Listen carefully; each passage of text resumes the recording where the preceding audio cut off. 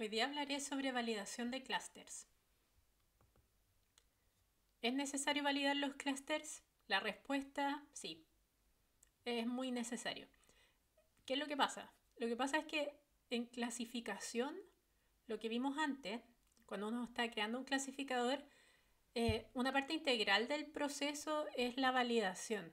Entonces queda la impresión que en clustering no fuera necesario evaluar, pero el problema es que cualquier algoritmo de clustering va a producir resultados. Entonces podría ser que en realidad yo no esté descubriendo ningún patrón interesante en mis datos, pero este algoritmo a mí me genera un resultado y yo no tengo cómo saber si ese resultado es bueno o no. ¿A qué me refiero? O sea, es como un poco difícil de dimensionar de qué estoy hablando. ¿Qué es lo que pasa? Yo podría tener datos, lo que trata de hacer el clustering es encontrar una estructura válida en los datos, es decir, tengo estos datos y es posible que tengan unas categorías por debajo. Si estuviéramos viéndolo en un espacio bidimensional, lo que veríamos sería que se agrupan, ¿cierto?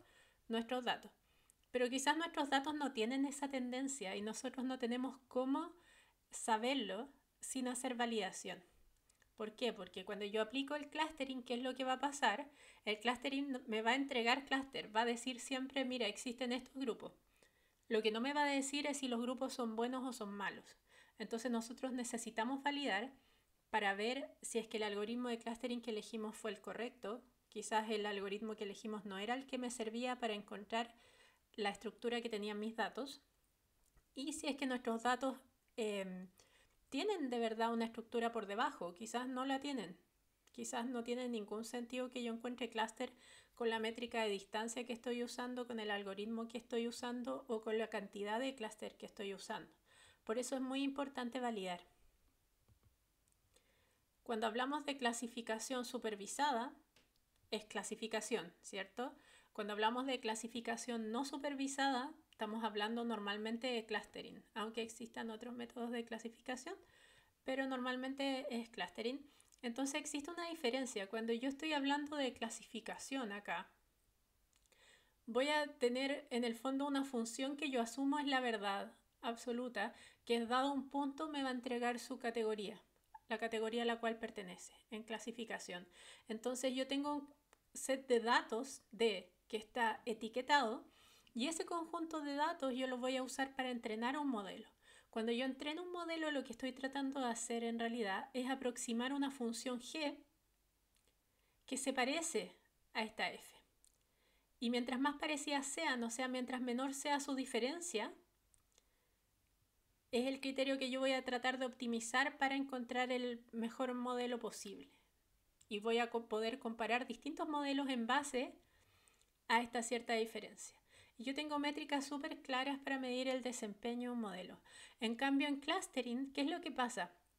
Tenemos un modelo por debajo que puede estar generando estas categorías que desconocemos.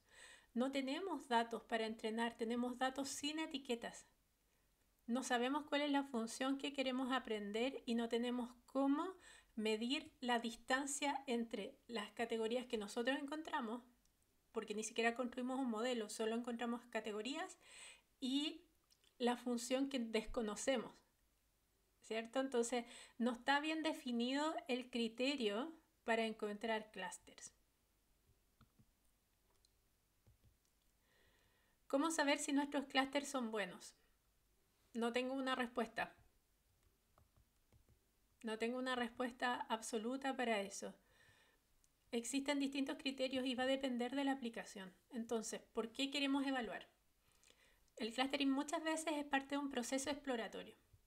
Nosotros quizás en la parte de exploración inicial de datos, esto es algo que yo les recomendaría hacer para la gente que está iniciando un proceso de minería de datos, es por ejemplo aplicar clustering utilizando distintos criterios, distintas métricas, distintos algoritmos para ver qué categorías descubren. Entonces muchas veces yo voy a utilizar el clustering para ver qué patrones existen o qué ideas me da el clustering sobre mis datos.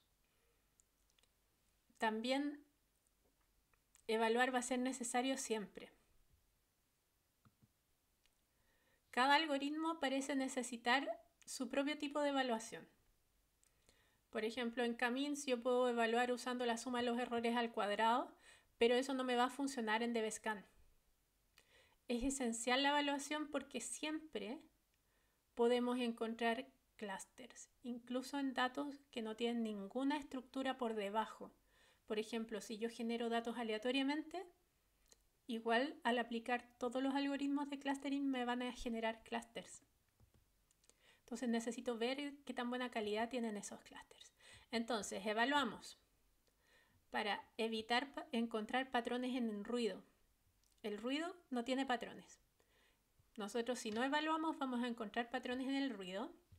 También para comparar distintos algoritmos de clustering. ¿Cómo sé yo si estos datos en realidad tenían una tendencia de agrupación globular o quizás tenían tal vez regiones continuas de datos y me habría servido más de Vscan? ¿Cómo lo puedo saber? Evaluando. ¿Cómo puedo también saber cuál es la cantidad de clústeres correctos? La única forma va a ser evaluar. Comparar una solución con cierto número de clústeres con otras soluciones con distintos números de clúster y ver cuál da mejores métricas.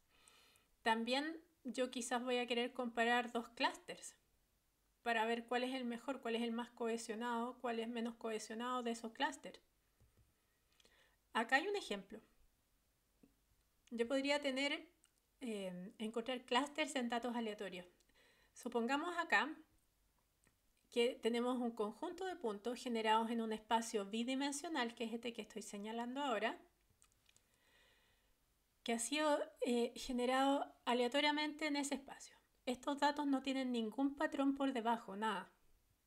Si yo a esos datos les aplico DBSCAN, que es este cuadro que estoy señalando ahora con mi puntero, voy a encontrar tres clústeres distintos. Voy a encontrar estos verdes, voy a encontrar estos azul oscuro y voy a encontrar estos de acá.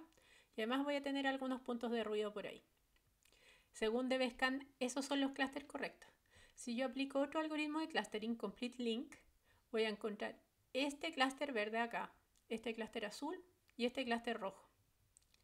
Si yo en cambio aplico K-means, voy a encontrar otros tres conjuntos de clúster. Todo esto es solo si yo tomo, si yo le digo a los algoritmos que quiero encontrar tres clústeres. Si yo le dijera que quiero encontrar 4 clústeres o 5 clústeres, van a ser distintos. Igual va a encontrar clústeres.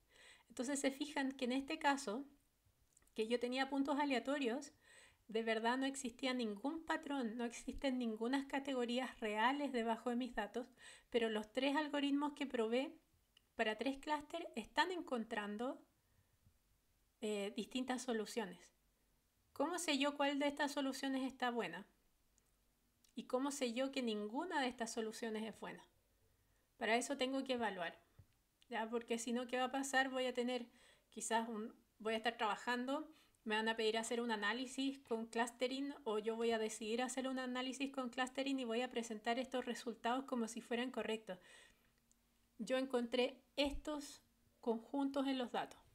Los perfiles de los clientes que compran en la empresa se dividen en tres conjuntos claros. Si yo no evalúo, podría estar mostrando cualquier cosa que no tiene ningún sentido. ¿Qué aspectos tiene la validación? Lo que queremos hacer con la validación es, 1. Determinar si existe una tendencia real de agrupamiento de nuestros datos, clustering tendency. Si nuestros datos tienen una estructura no aleatoria. Esto significa la estructura que yo estoy encontrando. Estos conjuntos de elementos que yo estoy encontrando no corresponden a ruido. No ha sido generado aleatoriamente. ¿A qué me refiero? Lo he repetido harto, pero ¿a qué me estoy refiriendo? Si yo genero puntos aleatoriamente, si yo tomo un montón de bolitas y las tiro al suelo, algunas van a quedar más cerca de otras por aleatoriedad, pero eso no significa que en realidad haya existido una función que hizo que esos elementos me quedaran más cerca unos de otros, o que de verdad tengan características que hagan que estén unos más cerca de otros. No significa nada, es solo aleatoriedad. Entonces lo que nosotros queremos saber es si nuestros conjuntos se diferencian significativamente de los que uno encontraría por aleatoriedad. También lo que queremos hacer al validar podría ser encontrar el número correcto de clústeres. Si yo no tengo idea cuántos clústeres tienen mis datos, voy a tener que comparar una solución, por ejemplo, generando 3 clústeres 4 clústeres, 5 clústeres, 10 clústeres, 1000 clústeres. ¿Cómo voy a saber cuándo me estoy aproximando al número correcto de clústeres? Con validación. También podemos querer saber que también se ajustan nuestros resultados a los datos sin consultar datos externos. Entonces, para eso voy a querer evaluar o comparar nuestros resultados con datos externos. Por ejemplo, yo podría tener, quizás algunos de mis datos están etiquetados por expertos, pero son muy poquitos para construir un clasificador. Quizás yo voy a tratar de descubrir cuáles son esas categorías y para contrastarlas con los datos que ya tengo etiquetados voy a evaluar. Vamos a ver las distintas formas en que se hacen estas cosas durante esta clase. Y también yo podría querer comparar dos conjuntos de clúster para saber cuál es mejor. Vamos a tener distintas medidas de validez. Por una parte, vamos a tener índices externos, a los cuales se le llaman medidas supervisadas, que va a utilizar la comparación de mis resultados, de los resultados que yo obtuve haciendo clustering, con datos externos. Como les decía, quizás a lo mejor yo tengo muchas imágenes de galaxias y yo las voy a categorizar automáticamente utilizando clustering, pero quizás un subconjunto muy pequeño de esas, yo le pedí a un experto en clasificación de galaxias, a un astrónomo especialista en eso, que los etiquetara, pero son un porcentaje muy pequeñito del resto. Entonces, ¿qué puedo hacer? Puedo ver si es que me quedaron correctamente asignados esos datos en categorías distintas. Si es que eran todos de categorías distintas. O sea, o puedo ver si es que quedaron los que eran de la misma categoría según el experto, asignados también a una misma categoría adentro de mi resultado de clustering. Esos serían índices externos supervisados. Necesito algunos datos que estén etiquetados para poder contrastar con mi resultado de clustering.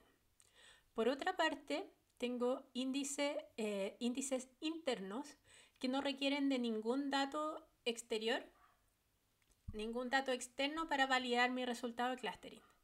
Son datos que se calculan, o sea, son métricas, perdón, no datos, que se calculan en base a nuestros datos, utilizando medidas, por ejemplo, como la suma de los errores al cuadrado, la cohesión, la separación. Básicamente lo que hacen los índices externos es ver qué tan cohesionados quedaron mis clústeres y qué tan separados quedaron de otros clústeres.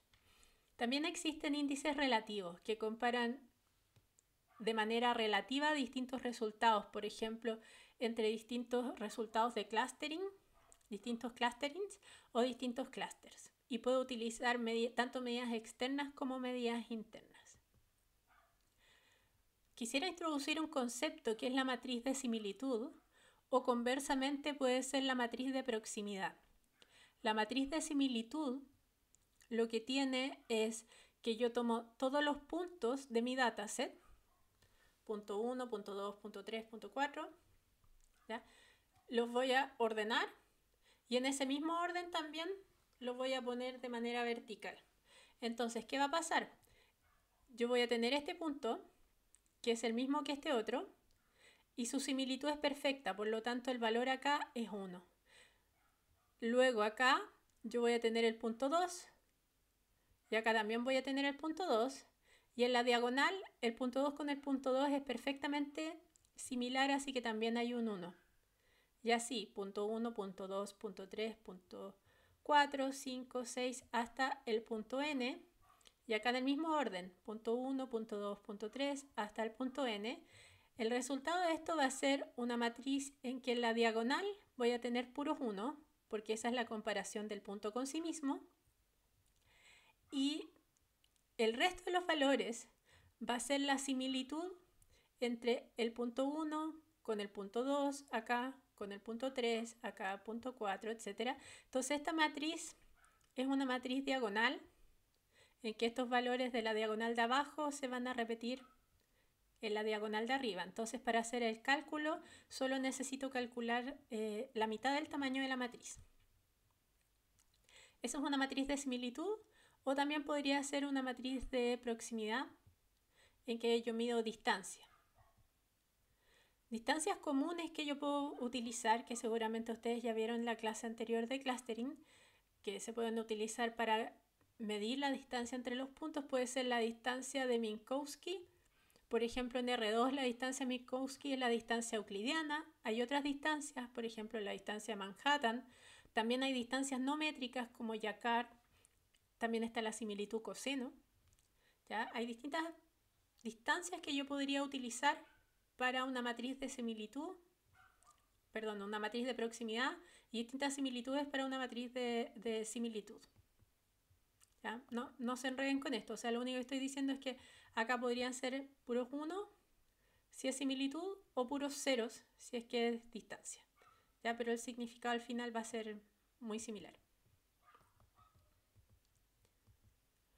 Entonces, si yo quisiera, por ejemplo, validar qué tan bueno es un clustering utilizando correlación, o sea, yo puedo validar qué tan bueno es un clustering utilizando correlación. ¿Cómo lo hacemos? Vamos a utilizar dos matrices. La segunda de esas matrices va a ser la de proximidad, la que vi recién, pero la primera va a ser una matriz especial, que es una matriz de incidencia. ¿Qué es una matriz de incidencia? Una matriz de incidencia va a ser una matriz de n por n, donde n es el número de puntos, en la cual yo voy a ordenar mis puntos de acuerdo al clúster al que pertenecen. Entonces, todos los puntos del clúster 1 van a ir acá primero en mi matriz, todos los puntos del clúster 2 después, los puntos del clúster 3 así, y voy a tomar ese mismo orden para la vertical, ¿sí? Entonces va a ser muy parecido a una matriz de similitud, solo que los puntos van a estar ordenados por el orden del clúster en el que quedaron al generar mi solución de clustering.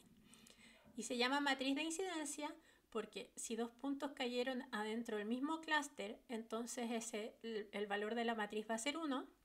Y si cayeron en clústeres distintos, el valor de la matriz va a ser, el valor en la matriz va a ser 0.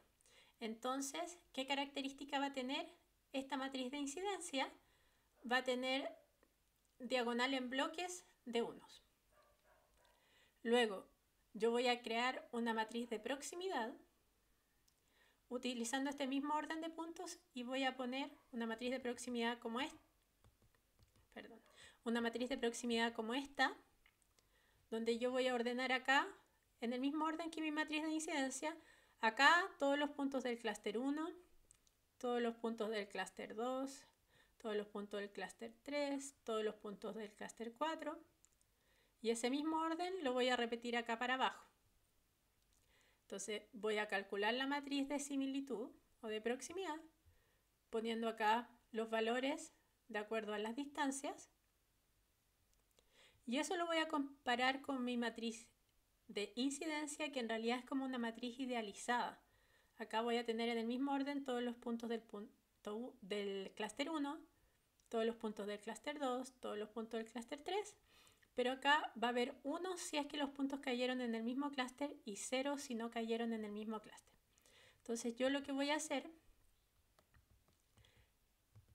es la correlación entre la matriz de proximidad con la matriz de incidencia. Si mi clustering fuera perfecto, todos los puntos que quedan adentro del mismo clúster son perfectamente similares y son perfectamente distintos de puntos en otros clústeres, la matriz de incidencia va a ser igual a mi matriz de proximidad. Ese caso nunca se va a dar, eso no va a pasar. Pero lo que sí puedo hacer es ver si es que son parecidas la matriz de incidencia con la matriz de proximidad. ¿Qué significa eso? Voy a ver qué tan correlacionadas están la matriz de incidencia con la matriz de proximidad. Entonces, si están muy correlacionadas, quiere decir que mi matriz de proximidad se parece a mi matriz de incidencia. Eso va a indicar que mi matriz es que mi clustering es bastante bueno. Entonces, acá, alta correlación implica que los puntos de un mismo clúster están cerca y quedaron asignados correctamente a un clúster. Entonces, en ese caso, yo voy a decir que una alta correlación entre mi matriz de incidencia y mi matriz de proximidad significa que el clustering puede ser bueno. ¿Cómo sé si es bueno? O sea, ¿cómo sé qué valor de correlación significa que algo sea bueno? voy a tener que comparar con hacer lo mismo para quizás otro algoritmo de clustering o quizás otro número de clusters. Esta medida no va a ser buena para algoritmos de clustering basados en densidad o continuidad.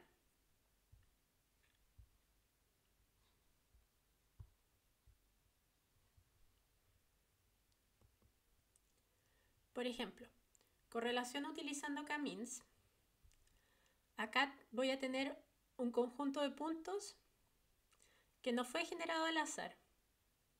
Estos puntos de verdad tienen una estructura por debajo que los asigna, que genera 3 categorías distintas de puntos. Entonces, estos puntos bidimensionales lo que están mostrando es que yo tengo acá 3 conjuntos claros. En 2 dimensiones es súper fácil apreciar cuando existe tendencia de clustering o no. Lo que pasa es que nosotros normalmente no estamos trabajando en 2 dimensiones. Lo que estamos haciendo es que vamos a estar trabajando en muy alta dimensionalidad, entonces no lo podemos visualizar. Yo utilizo estas visualizaciones de 2 dimensiones para que ustedes vean de qué estoy hablando. Entonces, cuando tengo puntos que de verdad tienen una estructura por debajo, voy a tener un caso así. Estos puntos tienen 3 clusters. Entonces, si yo hago un clustering usando k-means para k igual a 3, me va a generar estos 3 clusters. Al comparar la matriz de incidencia con la matriz de proximidad para este resultado de clustering, me va a dar una correlación muy alta. Me va a dar una correlación de menos 0,92.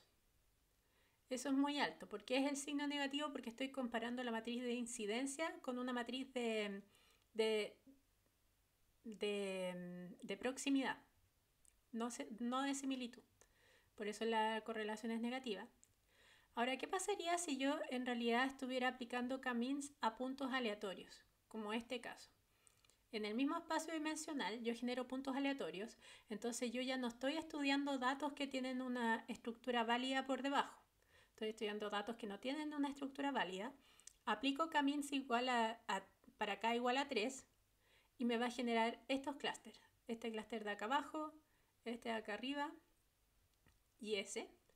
Y al comparar este resultado de clustering para estos puntos con la matriz ideal, la matriz de incidencia, la correlación baja muchísimo y se convierte en menos 0,5, casi menos 0,6.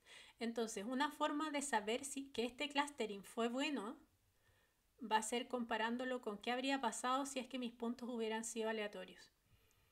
Si el resultado es muy parecido a puntos aleatorios, entonces yo sé que no es una estructura válida la que estoy encontrando en mis datos. Hay otro enfoque para hacer esto mismo, que es un número. Acá yo lo traduzco a una métrica, que es una correlación. Utilizo estadística para saber si es que el clustering es bueno. Otra forma de hacerlo es visualmente. Entonces lo que yo voy a hacer es tomar la matriz de similitud, esta matriz que yo genero, ordenarla por clusters. Entonces acá todos los puntos del clúster 1, todos los puntos del clúster 2, a continuación todos los puntos del clúster 3, todos los puntos del clúster 4, ¿cierto? Y acá abajo en el mismo orden los puntos, pero hacia abajo. Y yo voy a aplicar colores. Entonces, yo voy a ordenar la matriz de similitud, que fue lo que expliqué recién, con respecto a las etiquetas de los clústeres y voy a inspeccionar visualmente. Entonces, ¿qué es lo que pasa? Si yo tomo la matriz de similitud para estos clústeres que tenían una estructura válida, entonces pongo acá todos los puntos del clúster 1 ahí, todos los puntos del clúster 2 acá, todos los puntos del clúster 3 ahí, y acá para abajo, todos los puntos del clúster 1 ahí, todos los puntos del clúster 2 acá, todos los puntos del clúster 3 acá, y luego acá pongo las similitudes en la matriz de proximidad. Y si la similitud es muy alta, muy cercana a 1, lo pinto con rojo. Si la similitud, mientras más baja sea la similitud, va a variar desde rojo muy similar a azul, muy poco similar. Si es que tiene una estructura válida mis datos, al ordenarlo por clusters y pintarlo, la matriz de similitud va a quedar con diagonal en bloques, acá, en rojo. Eso significa que el clustering es muy bueno porque los puntos que son muy parecidos quedaron adentro de un mismo clúster. Adentro del clúster 1 quedaron puntos parecidos, adentro del clúster 2 quedaron puntos parecidos y adentro del clúster 3 quedaron puntos parecidos. Y el resto debería ser colores muy poco cálidos, ¿cierto? Entonces, porque no se parecen nada. Esto puede ser costoso si yo tengo muchos puntos de graficarlos y pintarlos. Entonces lo que se hace es un muestreo para ver qué tal queda. Entonces esa es una forma de validar visualmente. Para los datos aleatorios, si yo hago el mismo enfoque visual, queda un poco de diagonal en bloques, pero es bastante más malo y menos nítido. Ya quedan mucho más difusos los bloques. Entonces, al compararlo con este resultado, yo me doy cuenta claramente que no es un buen clustering. Para acá means igual a 3. ¿Qué pasa acá? Y si yo aplico los mismos datos de Vscan y luego visualizo en datos aleatorios, también se ve muy malo. Si luego yo tengo datos que de verdad tienen una estructura válida por debajo y yo lo asigno a los clústeres correctos, se ve un poco más nítido, separado acá, los clústeres. No se ve tan bien como este caso, porque este tipo de visualización está hecho principalmente para cosas como de Vscan, que las cosas que están muy cerca de un mismo centro quedan juntas. No es como el caso de Vscan, que son regiones continuas de similar densidad. Entonces, medidas internas para validar clusters. Yo les decía que había medidas internas. Una medida interna es la suma de los errores al cuadrado. Sum of Square Errors, SSE. Entonces, lo podemos utilizar esto, por ejemplo, para descubrir la cantidad de clusters correctos que tenemos que utilizar. Ustedes me preguntan cómo sé cuántos clústeres utilizar en los proyectos. Entonces, una forma de aproximar la cantidad de clústeres correctos va a ser usar la suma de los errores al cuadrado y algo que se llama el método del codo. Entonces, ¿qué hacemos? Yo puedo tener... yo voy a poder comparar utilizando la suma de los errores al cuadrado dos clústeres distintos o dos soluciones de clustering y me va a permitir estimar el número de clústeres. Entonces acá, en este gráfico, ¿qué es lo que estamos viendo? Para este conjunto de puntos de acá arriba, si yo elijo dos clústeres, la suma de los errores al cuadrado al elegir dos clústeres va a ser bastante alta. Va a ser muy cercana a 10. En la medida que yo voy aumentando el número de clústeres y voy repitiendo, por ejemplo, aplicando k-means, por ejemplo, para acá igual a 3, disminuye bastante el error. Eso quiere decir que me estoy aproximando mejor a la cantidad de clústeres que tengo. Cuando yo llego a una cantidad de 5 clústeres, porque se ven acá 5 conjuntos, 1, 2, 3, 4, 5, se puede ver que se pega una bajada brusca, la suma de los errores al cuadrado llegando a 2. Y cuando yo bajo a 10 clústeres, esto baja notoriamente nuevamente y luego, al seguir disminuyendo el número de clústeres a 15, a 20, no se produce una bajada significativa del error. Entonces uno lo que hace es darse cuenta que acá en 5 y en 10 existen posibles candidatos a hacer la cantidad de clústeres correctos de la solución.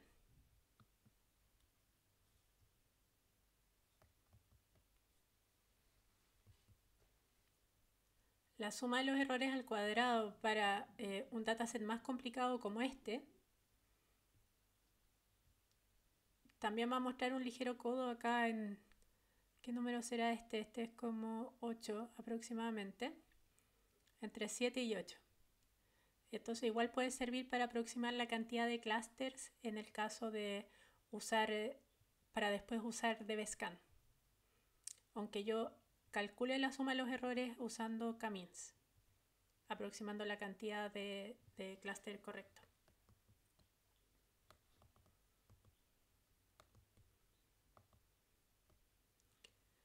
Entonces, necesitamos una metodología para validar clústeres. ¿Cuál es la metodología para interpretar cualquier medida? Principalmente utilizamos estadística.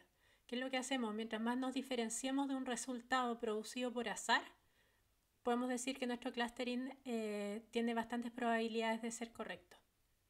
Entonces, mientras más atípico es nuestro resultado, menos probable que haya sido generado por datos aleatorios, entonces es más probable que la estructura que yo encontré con mi clustering sea válida. Podemos comparar índices que resultan de datos aleatorios con nuestros datos. Entonces, en el fondo es hacer el ejercicio que les mostré yo antes, que sería calculo mis métricas para datos aleatorios y luego comparo con qué habría pasado si es que con mis datos reales. Si se diferencia mucho mis métricas, la correlación, por ejemplo, la suma de los errores al cuadrado de el caso aleatorio, quiere decir que encontré una estructura válida. ¿Cómo sé si se diferencia mucho? Voy a tener que aplicar estadística. Entonces, ver cuál es la distribución, básicamente. Entonces, valores poco probables indican resultados válidos.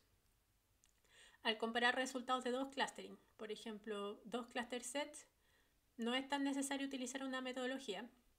Entonces, ahí lo que queremos saber es si la diferencia es significativa, es decir, estadísticamente repetible y si su magnitud es de un tamaño importante. Entonces, por ejemplo, el caso de la métrica de la suma de los errores al cuadrado, yo quiero comparar suma de errores al cuadrado igual a este valor, 0,005, para saber si es que podría esto estar indicando que hice un clúster inválido con 3 clústeres, ¿ya? Entonces, vamos a asumir que estos son los puntos sobre los cuales yo estoy trabajando. Están en este espacio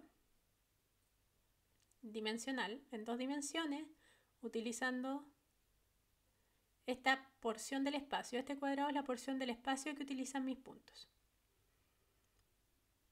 Entonces, ¿cómo puedo saber cómo sería la distribución para datos aleatorios de la suma de errores al cuadrado cuando yo hago k-means con 3 clústeres? Lo que yo voy a hacer es generar puntos aleatorios, 100 puntos aleatorios, adentro de este espacio. Genero 100 puntos aleatorios, esto lo hago una vez y voy a calcular k-means igual a 3 y luego voy a calcular la suma de los errores al cuadrado para esos clústeres. Ese va a ser un experimento y voy a tomar el valor. Por ejemplo, si el valor es 0,022 en ese caso, lo voy a guardar. Voy a repetir ese mismo experimento 500 veces, generando 500 veces 100 puntos aleatorios para estimar cuál es la distribución de la suma de los errores al cuadrado, y con esos valores generados voy a crear un histograma. Ahora, este histograma, ¿qué es lo que me dice? El que está acá, me dice, si tú generas puntos aleatorios, 100 puntos adentro del mismo espacio dimensional que tenían tus datos, haces k-means igual a 3 sobre esos 100 puntos y ves qué tan buenos te quedaron esos clústeres usando la suma de los errores al cuadrado, es bastante probable que el valor de la suma de los errores al cuadrado te dé algo entre 0,02 y 0,022. Ese valor es sumamente probable acá que ocurra por aleatoriedad. Entonces, esta es la distribución de todos los valores posibles que ocurren aleatoriamente, donde el grueso de la distribución está acá. Entonces, por ejemplo, entre 0,02 y 0,024, es muy probable que eso dé la suma de errores al cuadrado para datos aleatorios. Ahora, en mi caso, con mis datos que eran válidos, estos que están acá, a mí la suma de los errores al cuadrado me dio 0,005.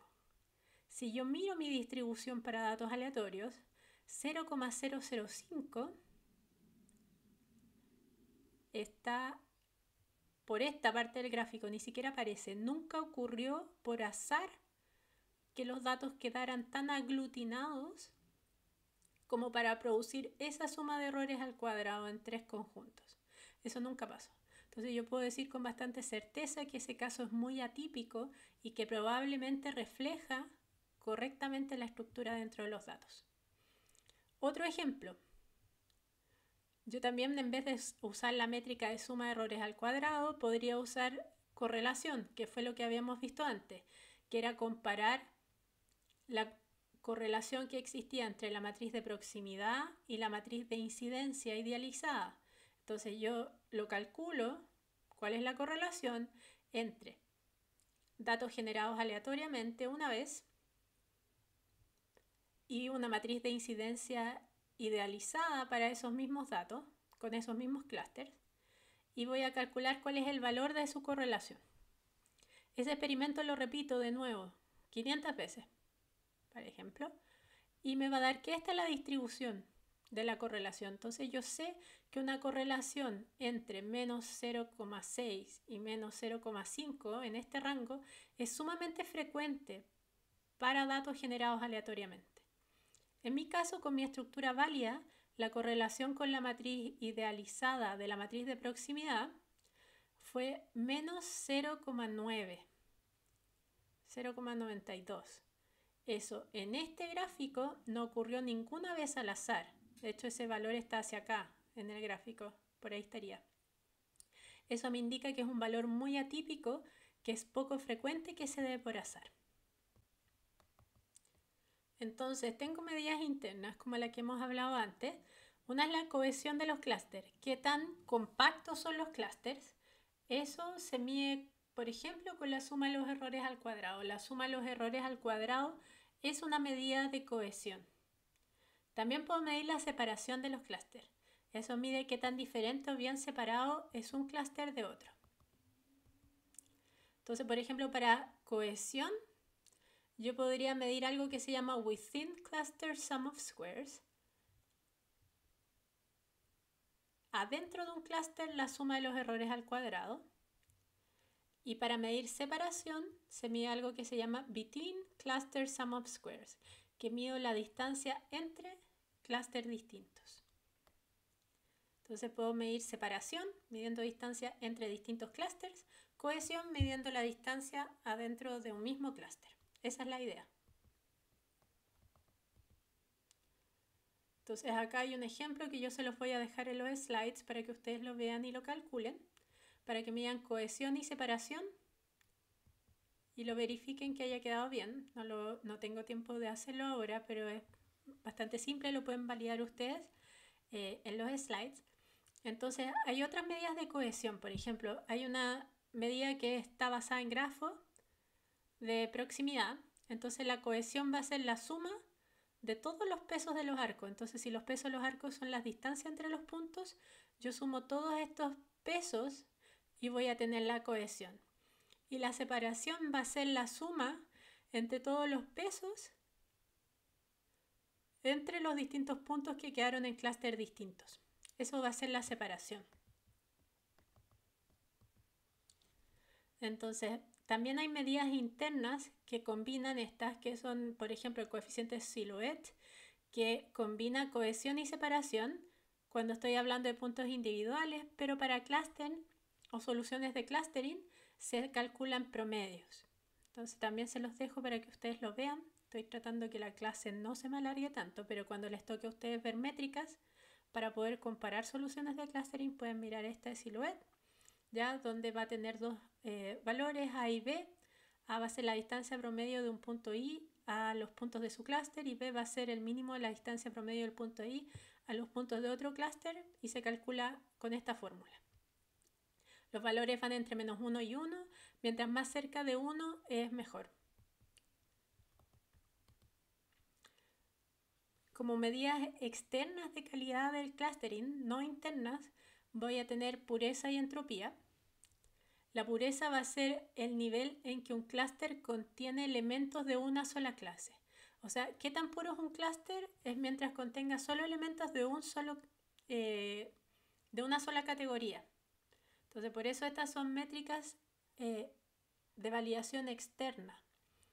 ¿Por qué? Porque necesitan que yo tenga algunos datos etiquetados para poder saber la calidad del clustering. Este es el caso en que yo tengo algunos datos donde yo conozco sus categorías. Entonces yo tomo una solución de clustering, tomo un clúster y voy a ver cuántas categorías distintas aparecen adentro de este clustering. Si aparece solo un tipo de categoría, una categoría, elementos de una sola categoría, yo puedo decir que es un clúster que resultó ser muy puro, tiene alta pureza. Si tuviera de varias clases distintas adentro, yo diría que es poco puro. Tiene otros elementos que están ensuciando este clúster. No representa una sola categoría el clúster. La entropía, ¿qué es lo que va a hacer? Va a ser la cantidad de clases diferentes que contiene el clúster. Entonces también hay ciertas fórmulas para calcularlo, lo voy a dejar en los slides, pero la idea es la que expliqué. Y otra forma de validar va a ser validación con expertos.